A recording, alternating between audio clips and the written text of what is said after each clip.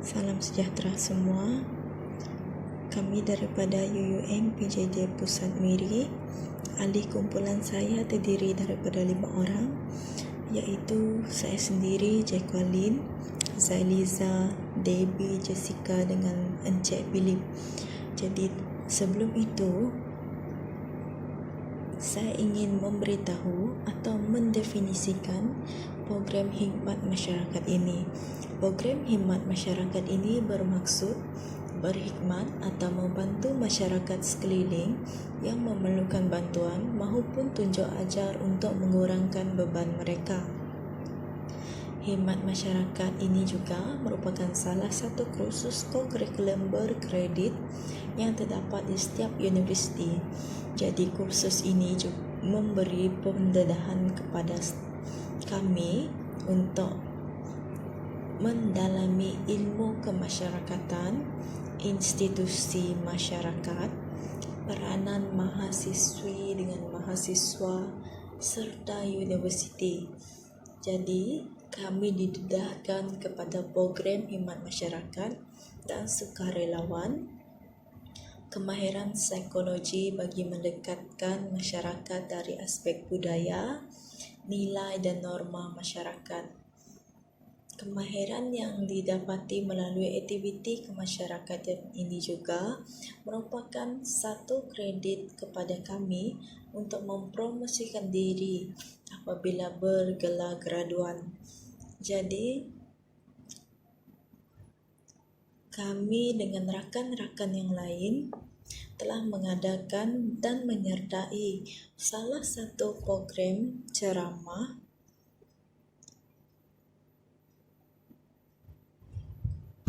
yang berkaitan dengan komuniti setempat ataupun sepakat dan komuniti.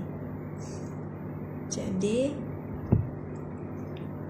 melalui program kesedaran ini, kami dapat melihat bagaimana tindak balas ataupun respon komuniti setempat yang ceramah tersebut diadakan, dan kami dapat melihat berbagai bentuk masyarakat, ilmu kemasyarakatan, institusi masyarakat dan peranan setiap komuniti setempat itu di tempat tersebut. Jadi itu saja daripada saya, dan saya akan serahkan kepada rakan-rakan yang lain untuk memberitahu lebih dalam lagi tentang program yang kami adakan ini. Sekian, terima kasih. Salam sejahtera, saya Zailiza Fazira Fedrik Bani, pelajar PSUUM Pusat Miri. Saya akan membentangkan berkaitan dengan objektif program khidmat masyarakat yang telah dilaksanakan. Objektif pertama adalah menambahkan pengetahuan dan pengalaman kepada masyarakat kaedah menyelamatkan diri ketika kebakaran ataupun kecemasan. Kedua, meluaskan minda dan pemikiran terhadap kaedah yang sistematik dalam menyelamatkan diri dan mencegah risiko kebakaran. Ketiga, mendedahkan kepentingan usaha menyelamat oleh pihak bomba dan agensi keselamatan yang lain. Keempat, masyarakat berupaya menjalani latihan menyelamat dengan penuh berdisiplin. Seterusnya adalah menambahkan pengetahuan tentang penyakit COVID-19. Yang terakhir adalah objektif program khidmat masyarakat ini akan mendedahkan kepada masyarakat Kampung Iran Suai untuk mengamalkan langkah-langkah pencegahan virus COVID-19. Sekian pembentangan daripada saya. Terima kasih. Salam sejahtera, dan saya Philip Abeng dari kumpulan kami, dan untuk meneruskan penjelasan dan penerangan, saya akan memberi penerangan berkenaan dengan tentatif program berkenaan dengan program komuniti yang kita adakan ini. Dan setelah berbincang, kita membuat ketetapan bahawa program ataupun jadual tentatif adalah seperti berikut. Dan oleh kerana program atau majlis ini diadakan pada sebelah petang, dan kita akan membuat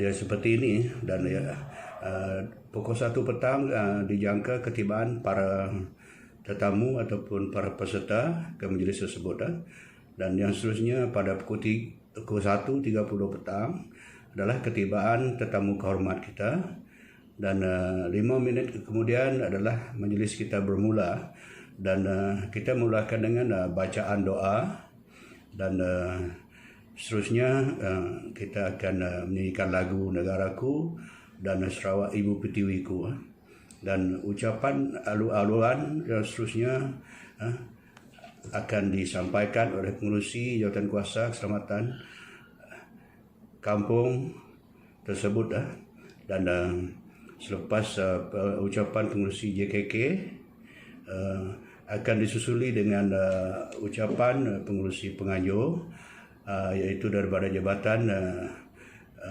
Penerangan yang menjadi penganjur kepada majlis tersebut, dan dengan bantuan daripada kita juga. Okey, dan seterusnya adalah ucapan perasmian oleh tetamu hormat kita yang dijemput hadir pada program tersebut, dan selepas itu adalah taklimat daripada Jabatan Bomba dan Penyelamat berkenaan dengan cara-cara menyelamat dan keselamatan. Dan selepas itu taklimat oleh Jabatan Kesihatan itu berkenaan dengan pandemik COVID-19 yang ketika ini sedang berlaku di negara kita, dan yang seterusnya adalah disusuli dengan demonstrasi memadam kebakaran. Dan selesai demonstrasi itu adalah majlis penyerahan cenderahati kepada penceramah dan kepada tetamu kehormat kita. Dan sebelum majlis itu bersurai, kita adakan sesi bergambar seperti kebiasaannya untuk bergambar kenang-kenangan, dan selepas itu kita akan menjamu selera untuk jamuan, dan akhir sekali program itu kita akan bersurailah, dan majlis kita pada petang itu dijangka selesai pada pukul 5 petang. Dan begitulah tentatif program yang kita telah cadangkan dan kita akan buat semasa majlis tersebut itu nanti. Dan seterusnya saya serahkan kepada rakan saya yang lain untuk menerangkan topik yang lain berkenaan dengan program atau majlis kita ini. Sekian, terima kasih.